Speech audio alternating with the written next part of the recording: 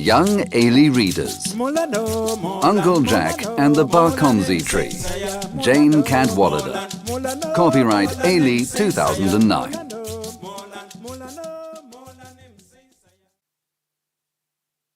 There's a picture of my friend King Kambogo and Nungu Forest. Let's go and listen to him, said Uncle Jack. Thursday. Save Nungu Forest. Friday the 24th of April. Friday. King Kambogo told the people about Nungu Forest and the animals that live there. Then he told them about some bad men who wanted to cut down the forest to grow tea. Most of the people said, "We must help the forest." But there were two bad men listening to King Kambogo. One of them said, "We must stop King Kambogo." The other said, "Let's give him a stomachache with this medicine. Then he can't tell people about Nungu Forest, and we can cut down the forest to grow tea." The next week, Uncle Jack got a letter. It was from King Kambogo. "I must go and see King Kambogo in hospital," said Uncle Jack. Dear Uncle Jack, I'm in St. John's Hospital. I have a terrible stomachache. Please come and see me. Your friend, King Kambogo. That afternoon, Uncle Jack went to visit King Kambogo. King Kambogo wasn't well. "Oh, I feel terrible," he said. "Some people from the television are coming to talk to me about Nungu Forest, but I can't talk to them. I'm too weak." The bad men were behind the curtain. "Ha ha!" they thought. "Our plan is working." "I want you to go to Nungu Forest and bring me some bark from the Bakonzi tree. I need this to get well," said King Kambogo. Uncle Jack listened. The two bad men listened too. "We must find this tree before Uncle Jack," the bad men said very quietly, "and stop Uncle Jack bringing the bark to King Kambogo." Uncle Jack put a map, some cheese sandwiches, a pineapple and some tea into a basket. Of course, the children wanted to go with him. Grumpy the dog didn't want to go, but he had to help Uncle Jack with the children. Uncle Jack said, "We are going to Africa. We must look for an Bakonzi tree." "A what?" asked Daisy. "Let's just call it a Bakonzi tree," said May. "Okay," said Uncle Jack, laughing. "We can find the Bakonzi tree in Nungu Forest, and Nungu Forest is in Rwanda, and Rwanda is in Africa," said Uncle Jack. "Oh," said Jim, "it's a chimpanzee." "And baby chimpanzees," said May. "Aren't they beautiful?" said Grumpy. His idea was that only birds lived in trees. "What were these chimpanzees doing in the tree? Silly chimpanzees," thought Grumpy. "Come on, let's go," said Uncle Jack. They saw a woman. "Hello," said Daisy. "What's your name?" "My name is Winnie." "Where are you going?" asked the woman. "We are looking for an Bakonzi tree.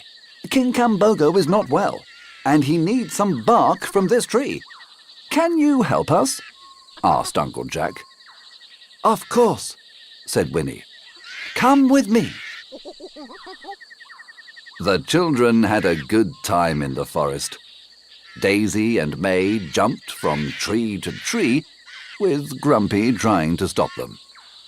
Jim took photos of the spiders and snakes and ants and monkeys.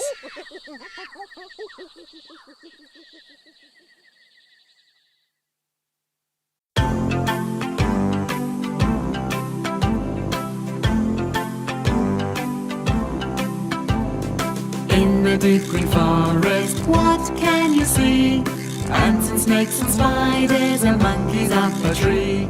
In the deep green forest, what can you do? Take photos, climb up, and swing from trees too. In the deep green forest, what can you see? Ants and snakes and spiders and monkeys up a tree. In the deep green forest, what can you do? Take photos, climb up, and swing from trees too.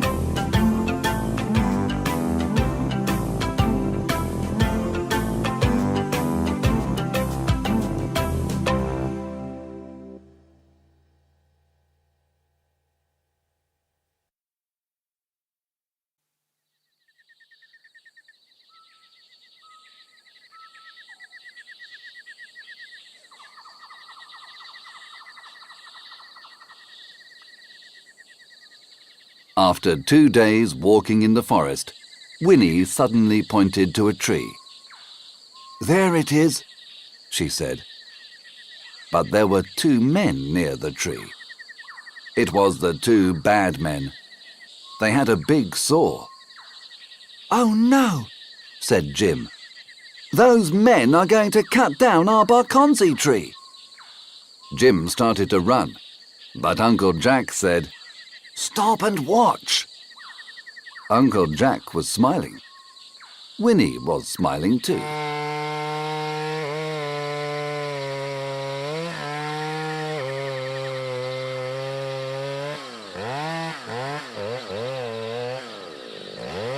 The men started to cut down the tree, but suddenly they stopped. "Ugh! What's that terrible smell?" "Was it you?" asked one man. "No, it wasn't me," said the other man. "It must be you." "Oh no! It's the tree! Run!" The men ran down the road. Winnie laughed.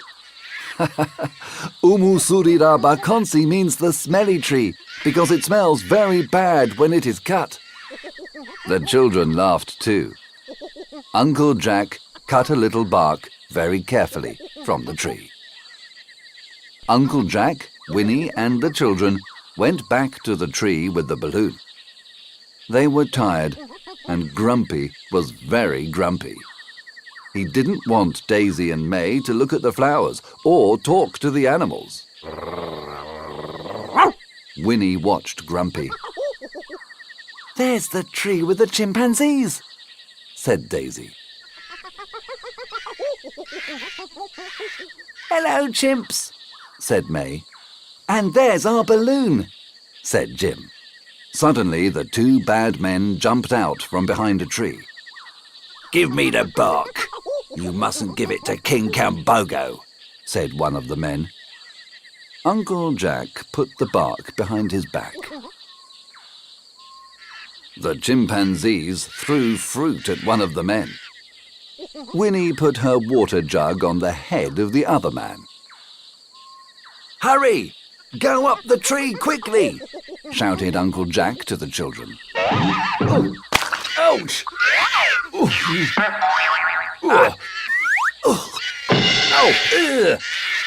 Uncle Jack went up the tree with Grumpy. Winnie gave Grumpy a leaf. "Goodbye, Winnie. Thank you very much," said Uncle Jack. May and Daisy gave the baby chimpanzees a hug. "Thank you," they said. "Goodbye!" shouted everyone. "Goodbye, Winnie! Goodbye, chimpanzees!"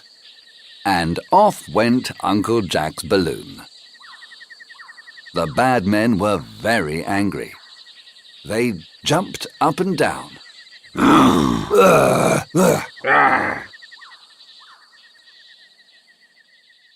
Uncle Jack and the children went to see King Kambogo.